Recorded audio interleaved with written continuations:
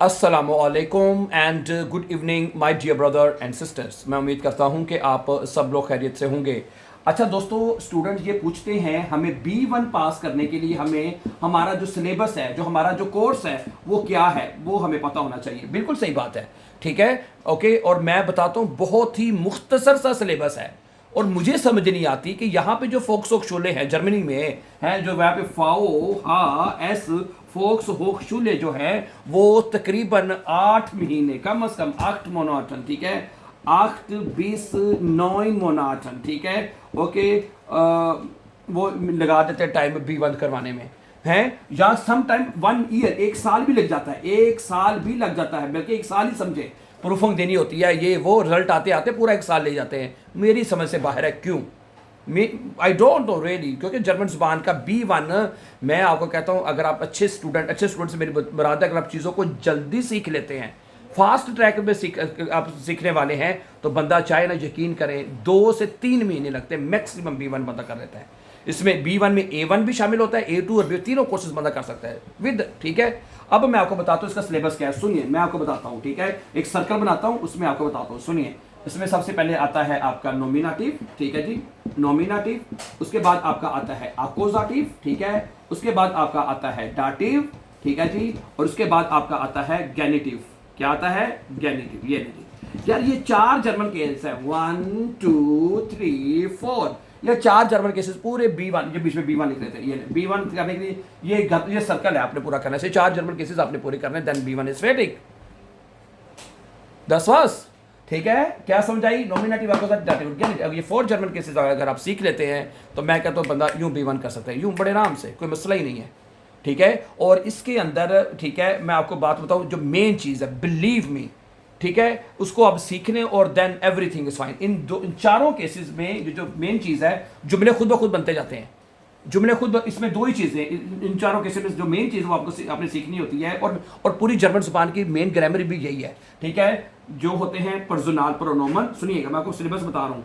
Personnel प्रोनोमन, ठीक है, personal और आर्टिकल्स, बस आर्टिकल्स, यस, ठीक है।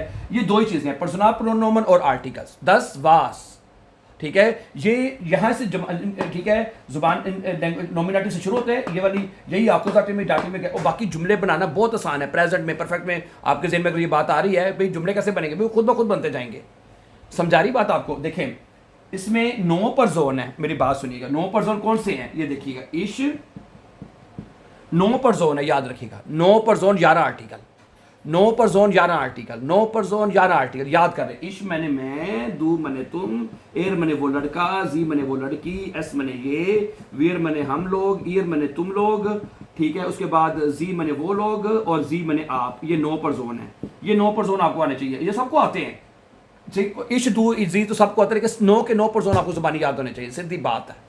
9 पर जोन, इश दू एर जी एस वीर ईयर जी जी जी, और 3 जगह पे जी याद आता है, और तीनों जी का मतलब भी आपको पता होना चाहिए। एक जी का मतलब होता है वो लड़की, एक जी होता है वो आप, एक जी में वो लोग।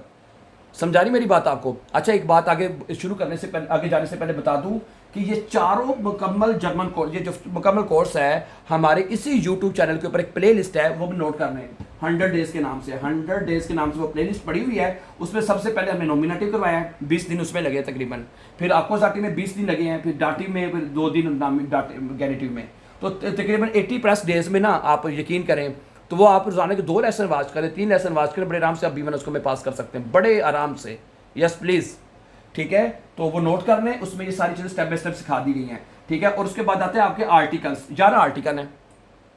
कितने आर्टिकल्स हैं? 11 आर्टिकल। जैसे कि मेन आर्टिकल, तो जिसे बिस्टिम्टर आर्टिकल बोलते हैं, मेन आर्टिकल वो ये होते हैं, देर है, दी है और दस है, ये आर्टिकल है, और प्लूरल में दी लगता है, ये आर्टिकल है। अच्छा, इन्हीं को फॉलो करके बाकी आर्टिकल रहते हैं, माइन, डाइन, वो भी आपको याद होने चाहिए वैसे। माइन, ठीक है, दूसरा आर्टिकल माइन है, फिर डाइन है, जाइन है, ईयर है, ओयर है, उनजर है, ईयर है, ईर है, आइन है, काइन है, ये 11 आर्टिकल है।